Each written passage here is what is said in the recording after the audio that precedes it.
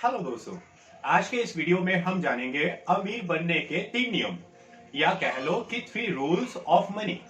देखिए दोस्तों, पैसा बहुत जरूरी होता है। पैसों के लिए ही आप लोग जॉब तलाशते हो और जॉब के लिए आप लोग 15-15 20-20 साल तक पढ़ाई करते हो। और दुख की बात तो ये है कि अगर आप नौकरी लग भी जाते हो तो भी आप ऑलमोस्ट उसी लेवल पर होते हैं या आपकी जो ग्रोथ है वो बहुत ज्यादा स्लो होती है। आज की इस वीडियो में हम यही जानेंगे कि ऐसे कौन से 3 गुरु मंत्र हैं जो आपको एक अमीर इंसान बना सकते हैं। इस वीडियो को आपको ध्यान से सुनना और समझना होगा।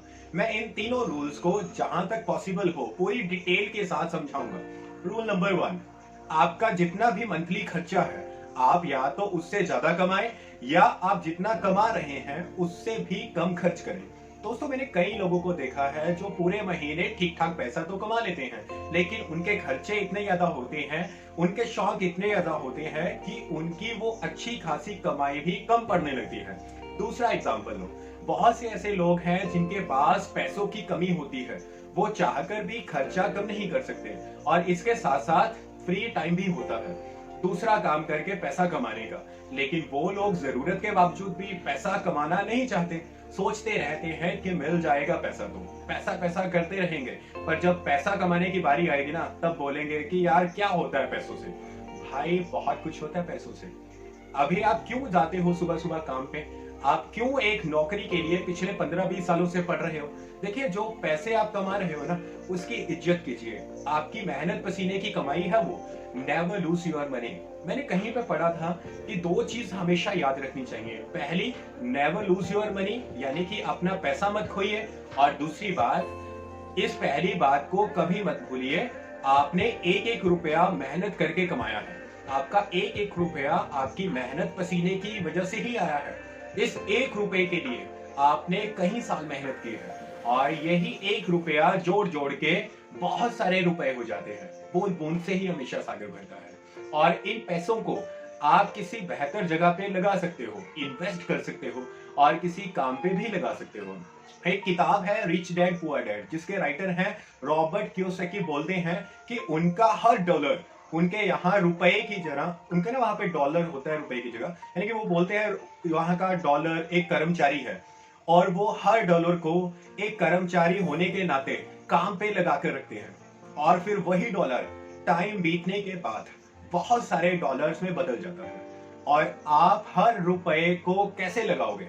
जब आपके पास पैसा होगा, इन्वेस्टमेंट तो करना चाहते हो लेकिन पैसा ही नहीं है। पैसा इसलिए नहीं है क्योंकि पैसा कमाते नहीं हो, क्योंकि फाइनेंशियल प्लानिंग पुअर है। किसी ऐसे इंसान को फंस चुके हो पैसा देके, यानी कि फंस चुके हो, वो वापस पैसा नहीं आ रहा है। इसलिए आपकी इस मेहनत की कमाई को पूरे सोच समझ के सब बचाएं और खर्च करें।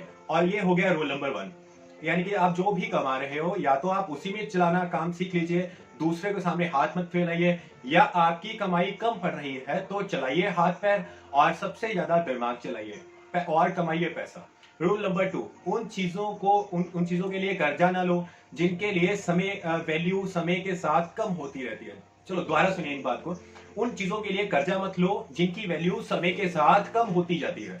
इसको एग्जाम्पल के साथ समझते हैं। 2 आदमी हैं, दोनों में 10 लाख रुपए लोन लिया।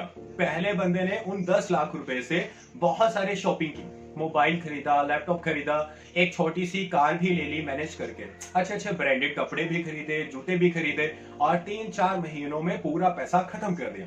दूसरे बंदे ने क्या किया, उसने भी 10 लाख का लोन लिया था, उसको भी जरूरत थी अच्छे कपड़ों की, गाड़ी की, लैपटॉप की, लेकिन उस बंदे ने क्या किया कि इन चीजों में खर्चा ना करके एक टाउन के अंदर छोटी सी दुकान खरीद ली। अब जब समय के साथ साथ बदला, जो पहला बंदा था उसको ईएमआई चुकाने में, लोन को वापस भरने में बहुत दिक्कत होती थी, उसकी कमाई से किस्त जाने लगी थी और उसके दिन बहुत मुश्किल से कट रहे थे। और यहीं पे जो दूसरा बंदा था जिसने दुकान खरीदी थी, उसने उस दुकान को किराए पे दे दिया और वहां से उसको 5,000 मंथली किराए पे मिलने लगा, यानी कि उसको किस्त चुकाने में 5,000 रुपए की हेल्प मिलने लगी। अब मान लीजिए कि लोन था 15 साल का और जो पहला बंदा था उसके पास कुछ भी नहीं बचेगा 15 साल के बाद, और उसने उस पैसों को वहां पे इन्वेस्ट किया जिनकी कोई वैल्यू नहीं है। बल्कि जो दूसरा बंदा था उसका भी लोन खत्म हो गया, बट आज 15 साल बाद उसकी जो दुकान थी उसकी कीमत 20 लाख रुपए होगी। यानी कि उसको मंथली भी लोन चुकाने के लिए हेल्प मिलती रही, और जब लोन खत्म हुआ तब उसके पास में 20 लाख रुपए थे जिनसे वो कुछ भी कर सकता था, क्योंकि ये पैसे केवल उसके थे। अब देखिए क्या हुआ, पहले बंदे ने उन चीजों पर पैसा लगाया जिनकी कीमत समय के साथ साथ कम होती चली गई, या कह लो कि वो चीजें यूजलेस थी, बट जबकि दूसरे बंदे ने पैसा वहां इन्वेस्ट किया जहां पे उनकी वैल्यू हमेशा बढ़ती रही। देखिए, अगर आप कार खरीदोगे ना तो आपको लगेगा कि आप अमीर बन रहे हो, क्योंकि आपके पास कार होगी, लोग देखेंगे, लेकिन वो आपका डेप्रिशिएटिंग इफेक्ट है। वो एक ऐसी चीज है जिसकी खरीदते ही आप 10 दिन बाद में बेचोगे ना तो उसकी कीमत वहीं पे टूट जाएगी। आपने 10 लाख की कार खरीदी और अगर आपने उसको 10 दिन बाद भी बेचना चाहा तो उसके तो 10 लाख रुपए नहीं मिलेंगे ना, मैं तो 9.5 लाख रुपए दूंगा उसके। तो ऐसे उसकी कीमत कम होती जाती है। तो जब भी आप कहीं से पैसा उधार रहे हो, कि जिस चीज के लिए आप पैसा ले रहे हो उसकी कीमत 10 साल बाद में क्या होगी, 5 साल बाद में क्या होगी। अगर पुरानी टैक्सी खरीदी होती और उसको किराए पे दिया होता तो उसका डिसीजन सही हो सकता था, क्योंकि वहां से उसको कमाई हो रही है। लोग क्या करेंगे, जब थोड़ा बहुत पैसा कमाना स्टार्ट करेंगे वो तुरंत बैंक में जाके ना क्रेडिट कार्ड ले लेंगे, और बैंक वाले भी दे ही देंगे। आप जाओगे किसी और काम के लिए और बैंक वाले आपको थमा देंगे क्रेडिट कार्ड, ये बोल के कि ये तो बहुत ज्यादा यूजफुल है, आप जैसे पैसे वाले लोगों के पास तो होना चाहिए क्रेडिट कार्ड, आपके लिए तो ऑफर है। और फिर होगा ले खर्चे पे खर्चा, अकाउंट में पैसा नहीं है और फिर भी भैया शॉपिंग कर रहे हैं क्योंकि क्रेडिट कार्ड दे रहा है ना उधार। क्रेडिट पे मत जियो यार, अगर आपकी जरूरतें सच में ज्यादा है ना तो पैसा ज्यादा कमाओ। ऐसी चीजों पे क्यों उधार ले रहे हो जिसकी कुछ समय के बाद कोई वैल्यू नहीं बचेगी। तो रूल नंबर 2 आपको समझ आ गया। तो जिन चीजों से समय के साथ कम होती जाए उनके लिए पैसा उधार मत लो। रूल नंबर 1 था कि या तो जरूरत से ज्यादा पैसा कमाइए या जितना कमाया उससे ही काम चलाइए। और रूल नंबर 2 है कि उन चीजों के लिए पैसा उधार मत लीजिए जिनकी कीमत समय के साथ कम होती जाए। रूल नंबर 3 बहुत जरूरी रूल है ये। अगर आपने रूल नंबर 1 और रूल नंबर 2 से ढंग से समझ लिया और फॉलो भी करने लग गए, जो ये रूल नंबर 3 है ना वो आपके लिए फाइनेंशियली उसमें तूफान ला देगा। रूल नंबर 1 और 2 का बाप है ये, और इसी रूल ने ना लोगों को अरबपति बनाया है। और रूल नंबर 3 है कि पैसा से पैसा कमाना सीख ले। मैंने रूल नंबर 2 में आपको एक बात बताई थी कि जो रिच डैड पुअर डैड किताब में थी कि उनका हर रुपया उनके लिए एक कर्मचारी होता है। इसका दूसरा मतलब ये है कि पैसों से ही पैसा कमाया जाता है। इस रूल को हम यहाँ डिटेल में सीखते हैं। देखिए, पैसा हर कोई कमाता है, पैसा हर कोई बचाता है, लेकिन पैसों से पैसा कमाना हर किसी को नहीं आता।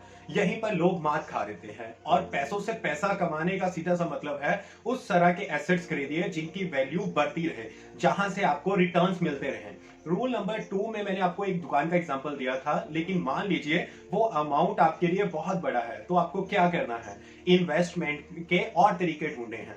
और देखिए, इसके तरीके ना बहुत सारे हैं, आपके लिए कौन सा सुटेबल है ये आपको देखना है। मैं आपको पर्सनल कोई एडवाइस नहीं दे रहा हूं, बट जर्नल बातें कर रहा हूं जिन पर आप अपने हिसाब से सोच विचार करके डिसीजन ले सकते हो।